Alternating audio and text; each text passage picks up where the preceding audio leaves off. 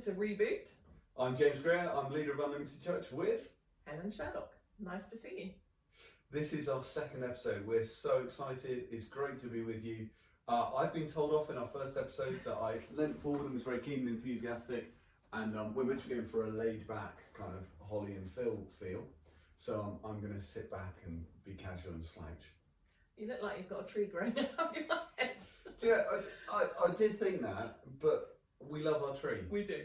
This tree is it's been here for a few years. Hannah, who used to work for us, made it, and it's got prayers, names on leaves of young people we've met who we pray for week on week. Yeah. So it's our tree of prayer for young people in Exeter.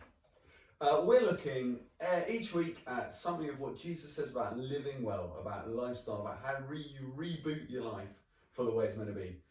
And this week we're talking about murder. Helen, do you want to read us? This is Matthew 5:21 onwards. You have heard that it was said to the people long ago, you shall not murder, and anyone who murders will be subject to judgment. But I tell you that anyone who is angry with a brother or sister will be subject to judgment. Again, anyone who says to a brother or sister, Raka, is answerable to the court, and anyone who says, you fool, will be in danger of the fire of hell. Therefore, if you are offering your gift at the altar, and there remember that your brother or sister has something against you, leave your gift there in front of the altar. First go and be reconciled to them, and then come and offer your gift. Great. I love this. This is in the Sermon on the Mount, and what Jesus does is he seems to take each of the 10 Commandments, or some of the 10 Commandments, and he goes, that's the rule, that's the line that you shouldn't cross over, but actually let's get to the heart of it. Let's not talk about avoiding the rule of murder, but actually why is that a rule? And let's step back a bit and talk about what your heart is doing there. So this one is about getting angry. So what does Raka mean, James? Raka means that someone is, my mind's gone, this one means that it's someone is not worthy of anything, I think. And the other one, which is you fool, is about that they have no value morally. Yeah. So one is about contempt of I wish you didn't exist, and the other one is a bit more you're useless and you should go to hell. And what's interesting here, a couple of things is I love that it says, but I tell you that anyone who's angry with a brother or sister will be subject to judgment. And there's a little C or B next to it in my Bible, which takes you to a little footnote at the bottom, where it says some manuscripts say brother or sister without cause. So not when they wrote the Bible, different people through time, different manuscripts, and the Bibles we have today have the most authoritative, the most reliable manuscripts. But sometimes there's a bit of disagreement, and they put it in the footnotes so you can check it out for yourself. What this means is some monks, or some people translating it, so I'm sitting forward because I'm getting keen, thought when Jesus said, if you are angry with your brother or sister, you're subject to judgment. They went, no way. No, if we were subject to judgment every time we're angry, that's too hard. What Jesus must have meant, if you're angry without cause. So they put a little get out bit in of, Jesus went too far there. Let's make it a little bit more accessible. Which I love the fact that that's been found out and they've gone back to the original. Yeah. But I'm with that monk in terms of that's really tough. Jesus going, if we get angry with a brother or sister, we're subject to judgment. All of us do. Yeah. Apart from only children. Yeah. But it's easy to say I got angry because they did something. Yeah. So it is a bit of a get out, isn't it? Oh, totally. It's totally. And Jesus is not giving us that. No. What Jesus is doing here is he's ranking it up, ranking it up. So it's about anger. You're subject to judgment. Yeah. And then if you say Raka, you go to a court. So the judgment bit there would have been going to a local court of the local village. And then the answerable to a court is about going to a bigger, more formal court, a high court kind of thing. And then it talks about you going to hell. So Jesus is saying, and he's not meaning it literally, but he's creating the kind of the hyperbole, the exaggeration of that's this, and then there's this, and then there's this. So he's going, if you get angry with brother or sister, that's not okay. If you say to someone you're not worthy of life, that's worse. And if you corrupt their name, If you undermine their very sense of being, then that's even worse still. Why don't we flesh this out a little bit? Why don't we bring on a guest who can give us some real life sense of what it's like living with a family, maybe a particularly complicated, difficult family, Misunderstood family, maybe. maybe a misunderstood child in a family. Oh, okay. So we're going to bring on our guest, our second guest this time, and I'm not going to introduce her before she arrives, but she's very special and lovely, isn't she, Helen? She really is. Anything else you want to say about how nice she is? She's nice. She's unpredictable in what she says sometimes. That's all I'm going to say. Getting nervous. Okay, brilliant. Hello, Eliza. Hello. Hi, Eliza. So, Hey, Mark. you're just giving something away there. I was just going to say, Eliza, who are you? Where do you come from? Tell us a bit about yourself. I am Eliza. I am a student at the University of Exeter. I am doing psychology, and I'm the student champion at Unlimited. Brilliant. Let's just take a couple of those things. Psychology. What's the best thing about studying psychology? That when you meet people, everyone's like, "Oh, she's going to psychoanalyze me," and everyone gets really freaked out. It's very funny. And are you doing that to me at the moment? James, I do it to you all the time. You literally do. That's nothing to do with psychology. Great. And you're student champion, which is one of the two reasons I've got you on this morning. What does that mean? I guess so I'm a student champion along with Jenna, and I guess it's our job to welcome students into the life of the church. Great. And if you had one tip for students, what would it be? Just get stuck in. It's going to be really difficult, I think, to meet people this year besides your flatmates. So wherever you can get stuck in, get stuck in. Great. Now, so I said there's one reason I got you on, because you're a student champion with Jenna. So the two of you are all over our media at the moment. You're meeting people, you're messaging people. So why not have you on the big screen of Reboot as well? But the other is, we've been talking a bit, and we're going to carry on talking about what Jesus says about being fed up with your family and being angry with your family. And I felt you really needed space to be able to talk about your family, a bit of psychology. I've heard your family are really difficult to live with.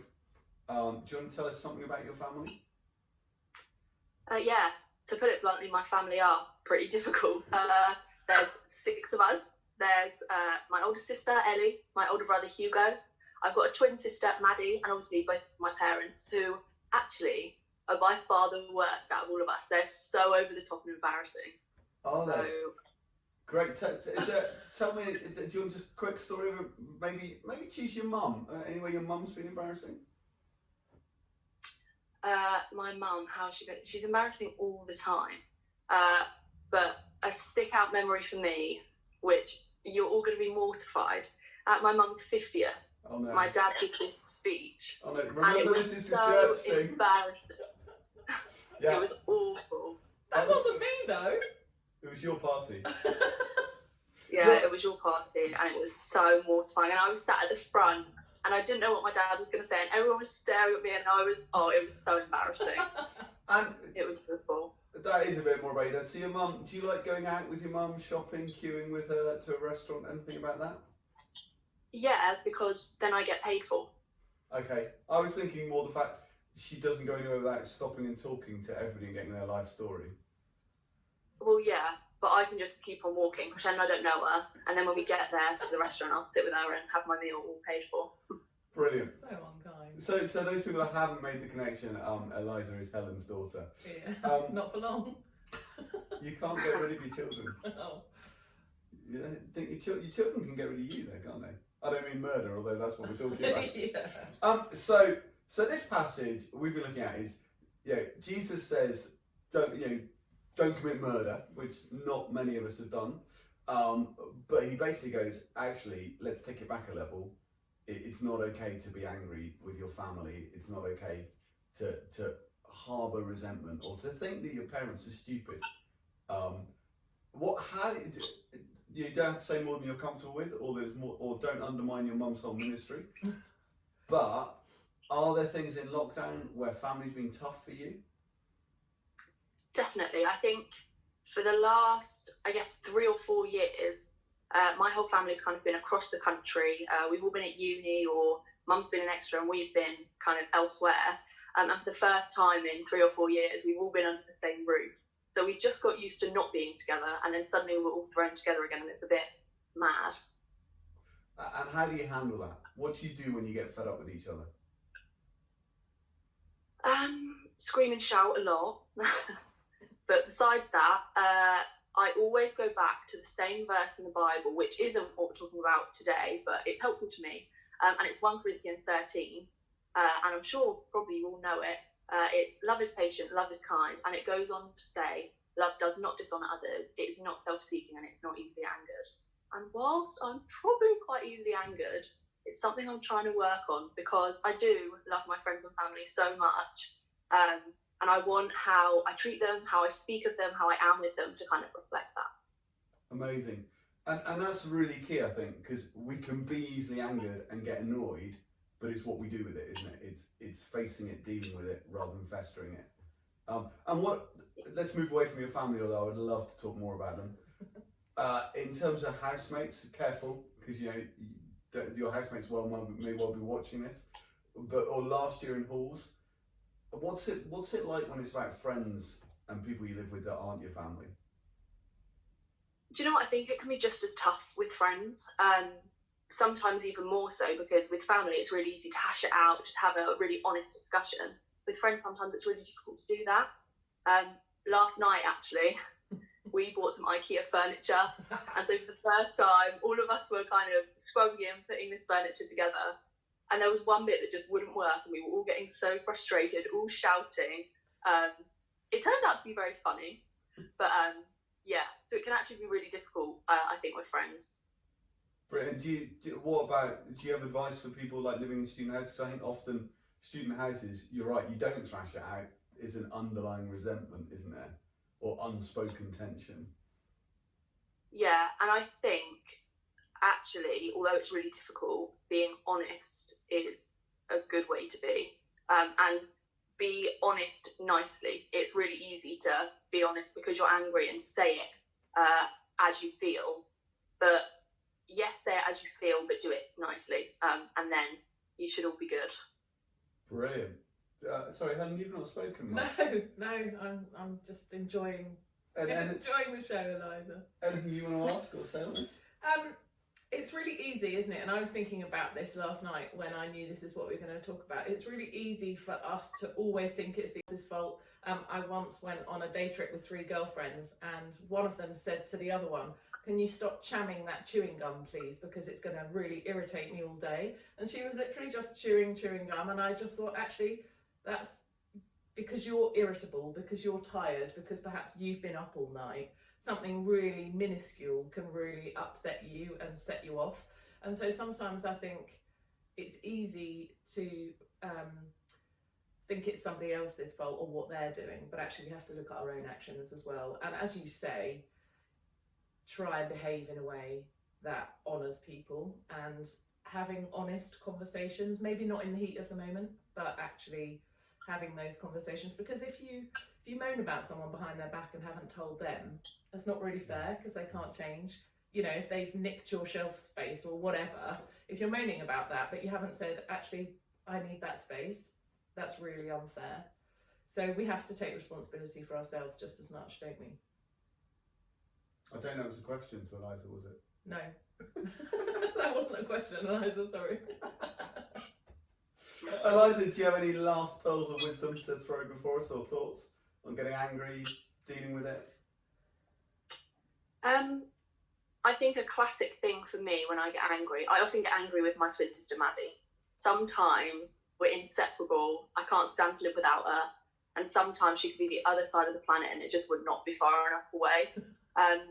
So I think Mum was saying, maybe don't talk about things in the heat of the moment, maybe take yourself away, work on yourself, and then come back. Amazing. Thank you so much. Have a great day. See you Thanks, later. you too. See you Bye. later. Wow, don't we just love Eliza? Yeah, she is great. She's great. I love her honesty, you know. I Out love, of the mouths of babes, they say. I felt she wasn't as honest as she could have Oh, been. really? Yeah. She was very, in the whole kind of treating people with contempt or undermining their character. Yeah. She did a really good job of holding back on that. Absolutely. I brought her up well, James. I brought her up well. Yeah. No, it's really interesting, isn't it? And having talked about, her and Maddie are almost, because they're twins, they're almost like one person. So when they fight, it's physical because they see each other as an extension of themselves. And so when they were really little, I used to have to pull them apart. But then they are inseparable as well. Yeah. So it's just that passion in them, which, you don't want to kill the passion in someone. But actually, what she was saying is, right, we have to take responsibility for the way we react. Yeah. And that we could be an annoyance to somebody else. I mean, I can't believe that I'm ever annoying to anyone. But, no. I have to think perhaps maybe more intolerant people. More people that don't understand you. Yeah. And what she said was really interesting of the wisdom of taking responsibility for yourself and stepping away. Yeah. But equally, Paul talks about don't let the sun go down on your anger, and in your anger do not sin. And I think there's something of, it's great to positively step away to deal with stuff. Yeah. Where we step away and bury stuff or feed the anger, that's not okay. So Paul's going, don't let your anger stew, but equally you don't necessarily stand there and thrash it out. No, and I always talk about it as almost like a cancer or a disease. Yeah. It just grows if you feed it with your mind without dealing with it. And that's why I love the second bit of the reading, that actually if you come before God and you realise that you've got an issue with someone, actually leave everything and go and sort that out. Yeah. And you can read this passage and think, flip, I get angry all the time and there's no way back for me. But actually, we're all human, and God always gives us a way back. And actually, it's learning to take responsibility, but also to deal with it, to not let it fester, to not let it grow, and actually coming before God, perhaps Him pointing something out to you that you may not even know really is an issue, and then having the courage to deal with it. And Jesus came that we'll all be forgiven, but we can't use that as an excuse to carry on in the same pattern of behaviour. So, and it's interesting that I was reading something earlier about the word for angry here. There are two different words. One is a kind of flash of anger that's dissipating and gone. The other is an anger which is a bit more grumbly, resentful. Yeah. And I think we need to be careful in our anger. We don't lash out. Yeah. But the more dangerous anger is that residual, which is what exists more in families often. Yes, absolutely. And when it's saying brothers and sisters, it's talking about housemates, it's talking about friends. The other interesting is, as much as I mock you, Eliza comes from an incredibly secure, reasonably functional family with two parents together, with all of you with the brothers and sisters, brother and sisters, getting on incredibly well, although they may fall out. The reality for many people watching this is that's their dream. Yeah. That they're in a family where relationships are so tough and toxic and not safe. But interestingly, even there, this passage talks about we need to deal with it. Yeah. So that thing of if you're kind of going to give an offering at the altar, if you're kind of trying to get right with God, but you realise you're not right with a brother or sister, go and sort that out first, because we can't live split lives. No. And we can't say I'm a loving person, but actually be loving to the people that are nice to us. Yeah. And not to others. No, and I think for me one of the strongest things of this is, and it came out with Eliza as well, is having integrity. So the thing that winds me up more than anything else is people who get angry about something someone's done, but to other people. And so the person who's done it has no idea maybe. And so, that's really unfair because that doesn't give them the opportunity to make it right. And you're kind of gathering people to listen to your woes, but you haven't actually spoken to the person who's maybe offended or done something to upset you.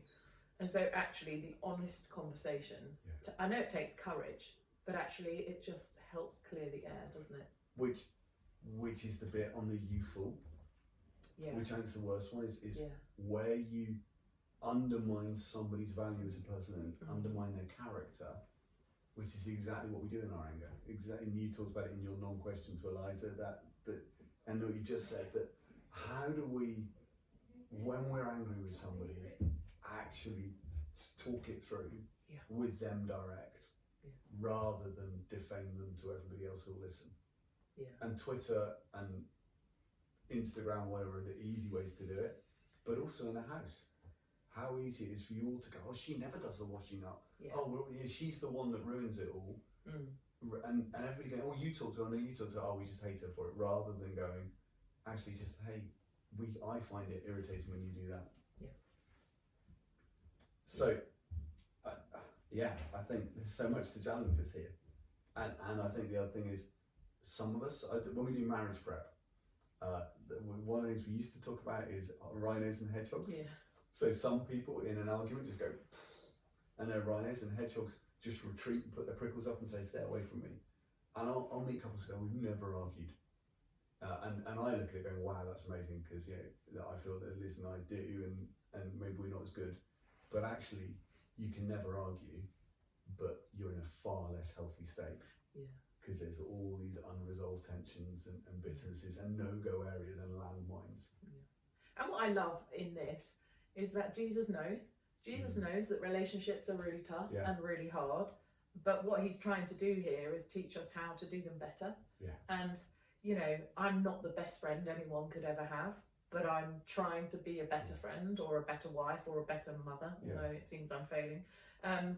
And that's all that we can ask of anyone, is that actually you try and just improve those relationships and take responsibility for either the way you react, in terms of if something's annoying, it may not be annoying to everyone. It may be the way you are, but also how you deal with it. And we grow and we learn, and we can always come and say sorry. And I can't stop myself getting angry, but I have responsibility for how I act when I'm angry, and I have responsibility for whether I deal with it. I can't be responsible for the 5 people I live with and their anger and their issues, but I am responsible for how I react and engage with what they're doing. Great. It'd be good to pray in a minute. This last week, if you're listening to the podcast, you just get the audio track, obviously, because it's a podcast. In video, we'll have a worship song at the end, just for you to be able to stop and pray and sing, or just listen to the words. We're going to pray. What I think would be good to do is we're just going to take a moment as we pray, because I do recognise, as I said kind of in passing a moment ago, some people, families are really tough, or home, a household, flat, for students, you're being bullied in a place that's meant to be the place that's safe, and there's sometimes that anger is a good thing, because it's you going, this isn't okay. It's not okay for my mum and dad to treat me like that. It's not okay. But then you're responsible for how you healthily deal with it. And I just want to take a moment just to pray for God to meet you in your pain. And even where for some of us relationships aren't a massive issue, but actually just in a positive relationship, like a Eliza and Maddie thing, we can really hurt each other. And some of us need to just pause and acknowledge we're hurting before, feel that pain before we can do anything about it. God doesn't say, push it down and be nice. He says, face it and then deal with it. And also, finally, we can't always be reconciled. He says, if you're going to go and make an offering at the altar, deal with it before you go. But you can only step towards someone if they're unwilling to engage with what they've done wrong, if they're unwilling to restore the relationship. You can't force a relationship. So we'll take a moment, maybe just a bit of silence, and I'll pray.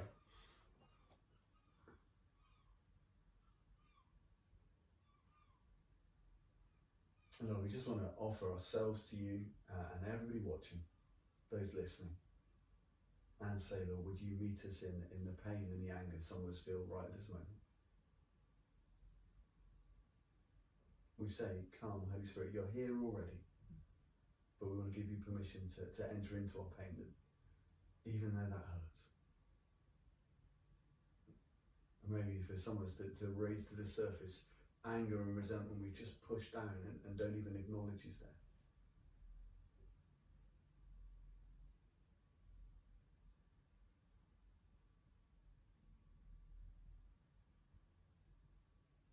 And I just have a sense for some of us maybe that and I think maybe particularly in at home stuff, that stuff's been done to you, said of you, it's not okay.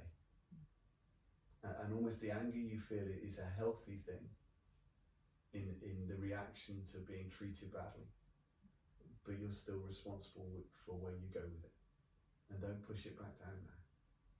Offer it to God, ask him into it, invite him and say, God, where do I go with this? I can't control or handle this. I need you.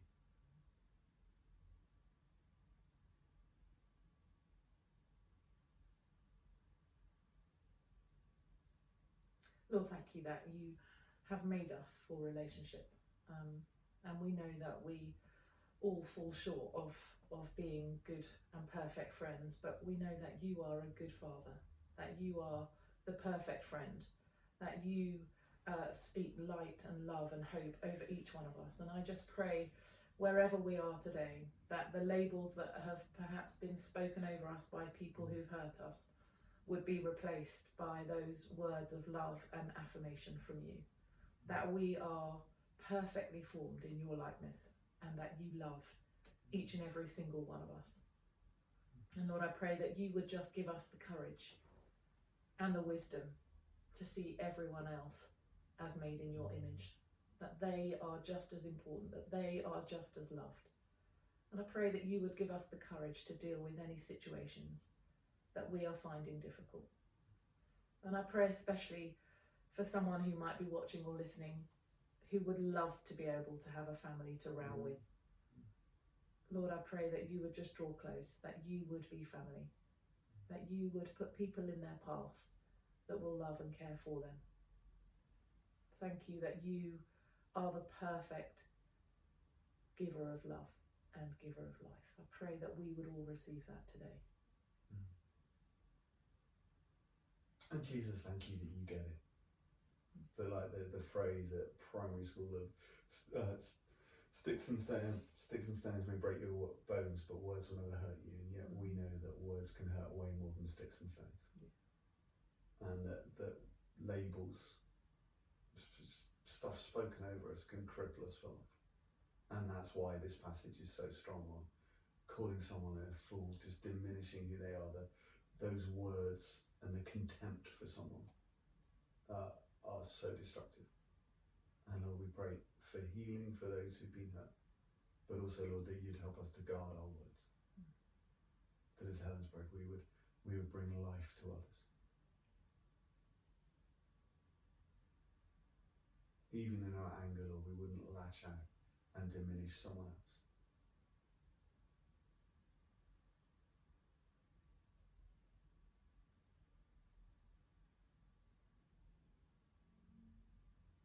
Amen. I recognise some of the stuff we talked about may be really not harmful or hurtful, in that it raises stuff for some of us. If you want to chat to someone, do get in touch. info@unlimitedchurch.org.uk, or our website or social media is a way you can get a hold of us, or grab a friend or someone else. Don't let this stuff rumble away and fester inside you. Also, as a church, we're called Unlimited because one of our values is we want to be unlimited in our love and acceptance of people. And kind of in our explanation of that, it talks about not labeling people, not writing people off. And if we're honest, we fail as that as a church all the time. But that's our aspiration, our goal. We want to love, not write people off, not be resentful, not do any of the stuff we've talked about. And our prayer is, as individuals in the church, the stuff we've talked about would be lived out, although we know we get it wrong. You might want to just stop now and pause and listen, engage with the song that's coming up in worship. But otherwise, thank you so much. See you next week. Bye.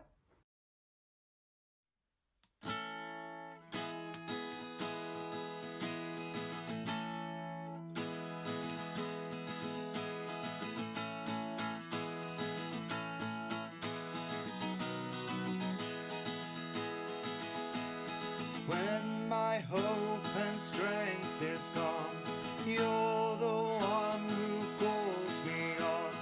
You are the life, you are the fire.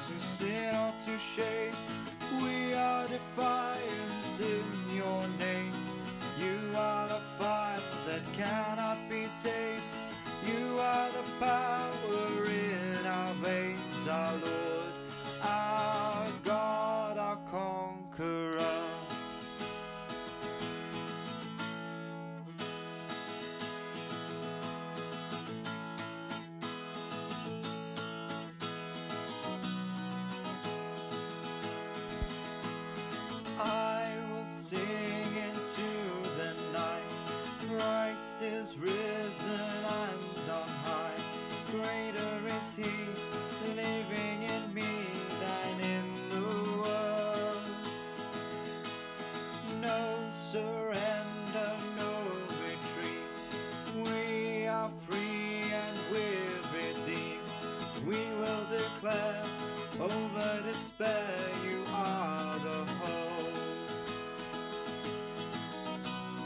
We are more than conquerors through Christ. You have overcome this world, this life. We will not bow to sin or to shame. We are defiant in your name. You are the fire that cannot be tamed. You are the power in our veins, our Lord, our God, our conqueror.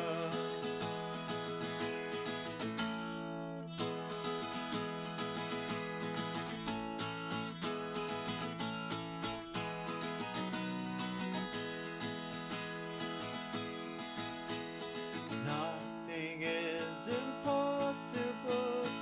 Every chain is breakable with you. We are victorious. You are stronger than our hearts. You are greater than the dark. With you, we are victorious. Nothing is impossible. Every chain is breakable with you. We are victorious. You are stronger than our hearts. You are greater than the dark. With you, we are victorious.